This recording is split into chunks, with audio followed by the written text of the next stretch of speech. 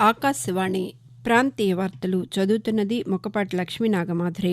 ముఖ్యాంశాలు: మాజీ ప్రధానమంత్రులు పివి నరసింహారావు, చౌదరి చరణ్ సింగ్, హరిత విప్లవ పితామహుడు ఎంఎస్ స్వామినాథన్లకు కేంద్ర ప్రభుత్వం దేశ అత్యున్నత పౌర పురస్కారం భారతరత్నను ప్రకటించింది.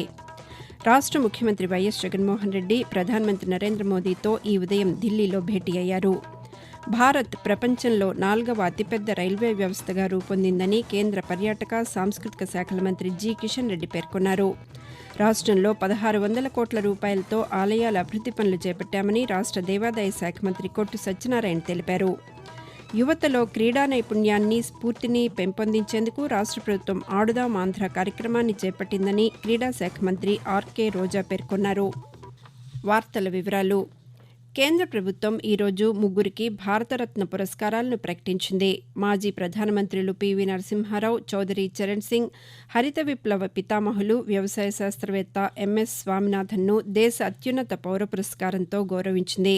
ఈ మేరకు ప్రధానమంత్రి నరేంద్ర మోదీ సామాజిక మాధ్యమం వేదికగా వెల్లడించారు.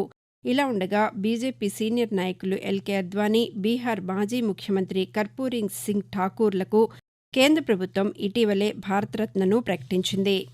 రాష్ట ముఖ్యమంత్రి వైఎస్ జగన్మోహన్ రెడ్డి ప్రధానమంత్రి నరేంద్ర మోదీతో ఈ ఉదయం ఢిల్లీలో భేటీ అయ్యారు.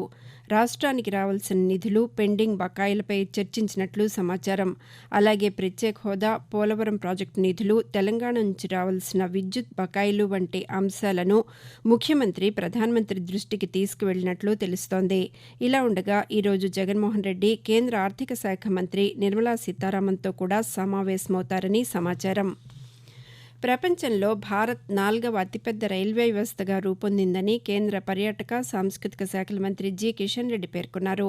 రైల్వే రంగంలో దేశ ప్రగతిపై ఆయన ఈరోజు ఢిల్లీలో నిర్వహించిన పాతికేయుల సమావేశంలో మాట్లాడుతూ అమెరికా, చైనా, రష్యా తర్వాత భారత రైల్వేలదే అతిపెద్ద స్థానమని, దేశ ప్రగతిలో రైల్వే వ్యవస్థ కీలక పాత్ర పోషిస్తోందని వెల్లడించారు. సరుకు రవాణా, సేవలు, అనుసంధానతలో రైల్వే జీవనాడిలా సేవలందిస్తోందని తెలిపారు.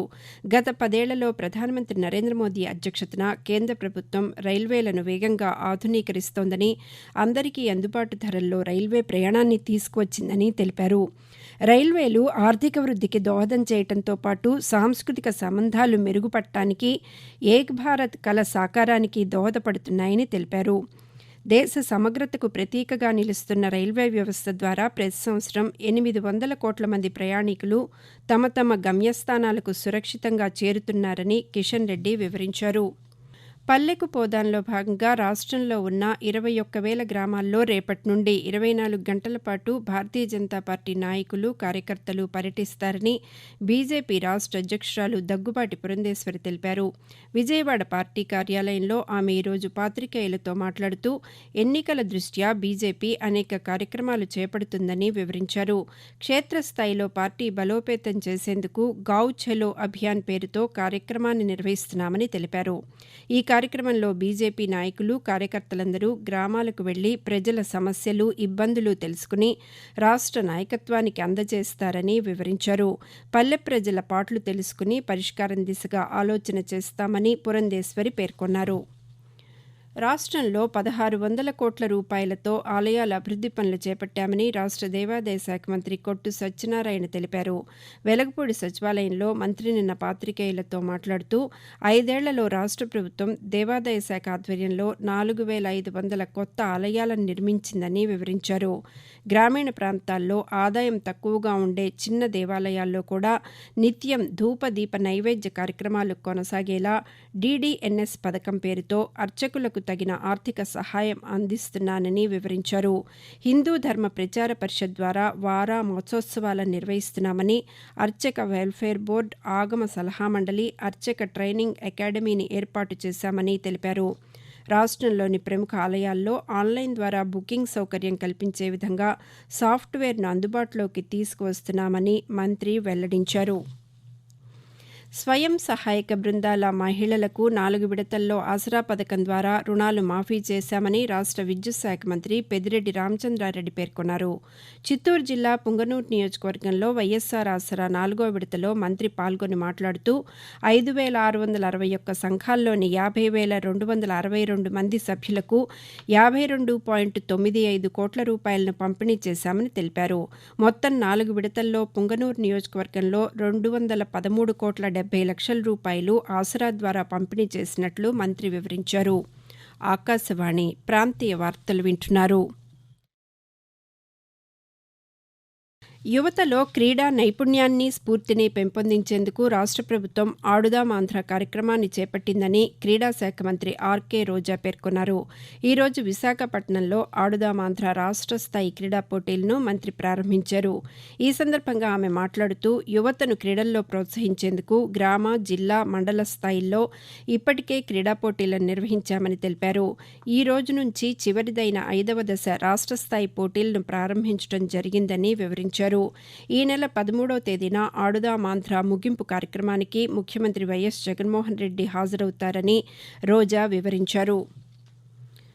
దేశ ప్రజలందరికీ సంక్షేమ పథకాలను అందించే లక్ష్యంతో కేంద్ర ప్రభుత్వం చేపట్టిన వికసిత్ భారత్ సంకల్పయాత్ర ప్రకాశం జిల్లా ఒంగోలు నగరంలో కొనసాగుతోంది. ఒంగోలులోని కొప్పోలు సచివాలయ పరిధిలో నిన్న నిర్వహించిన వికసిత్ భారత్ సంకల్పయాత్రలో ప్రజలు పెద్ద సంఖ్యలో పాల్గొని ప్రధానమంత్రి నరేంద్ర మోదీ సందేశాన్ని తిలకించారు. ఈ సందర్భంగా పలువురు లబ్దిదారులు ఆకాశవాణితో మాట్లాడుతూ కేంద్ర ప్రభుత్వం ప్రవేశపెట్టిన ఆయుష్మాన్ భారత్ కార్డులు తమకు ఎంతో ఉపయోగంగా ఉన్నాయని తెలిపారు. నా పేరు పద్మావతి. నాది గాంధీనగర్ కాలనీ కొప్పోలు. నాకు ఆయుష్మాన్ భారత్ కార్డు వచ్చింది 5 లక్షలది. దాని వల్ల మేము ఎంతో లబ్ధి పొందుతున్నాము. ఏ హాస్పిటల్కి వెళ్ళినా మాకు ఉచితంగా వైద్యం లభిస్తుంది. హ్యాపీగా ఫీల్ అవుతున్నాం దీని వల్ల. మా పేరు సువర్ణలత అండి. మాది అంబేద్కర్ కాలనీ.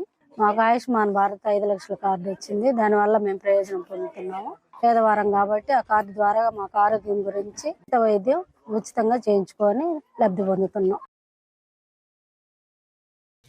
పిల్లల్లో నులిపురుగుల సమస్యను నియంత్రించడానికి అంగన్వాడీ కేంద్రాలు, విద్యా సంస్థల్లో ఈరోజు జాతీయ నులిపురుగుల నిర్మూలనా దినాన్ని రాష్ట్ర వైద్య ఆరోగ్య శాఖ నిర్వహిస్తోంది. 55,608 అంగన్వాడీ కేంద్రాలు, 33,666 ప్రభుత్వ, ప్రైవేట్ పాఠశాలలు, 3,307 జూనియర్ కళాశాలల్లో 1 నుండి 19 ఏళ్ల పిల్లలందరికీ ఆల్బెండజోల్ మాత్రలను పంపిణీ చేస్తున్నారు. 1.32 కోట్ల మాత్రలను జిల్లాలకు సరఫరా చేశామని ఎంపీడీఓల ఆధ్వర్యంలో ఈ కార్యక్రమ నిర్వహణకు అన్ని చర్యలు తీసుకుంటున్నట్లు ఆరోగ్య, కుటుంబ సంక్షేమ శాఖ కమిషనర్ జె. నివాస్ తెలిపారు. ఈరోజు విద్యా సంస్థలకు రాని పిల్లలకు ఈ నెల 16వ తేదీన మాత్రలను అందజేస్తామని జె. నివాస్ తెలిపారు. ఇంటర్మీడియట్ విద్యార్థులు పరీక్ష ఫీజును తత్కాల్ పథకం కింద రేపటి వరకు చెల్లించవచ్చని ఇంటర్మీడియట్ బోర్డు అధికారులు తెలియజేశారు.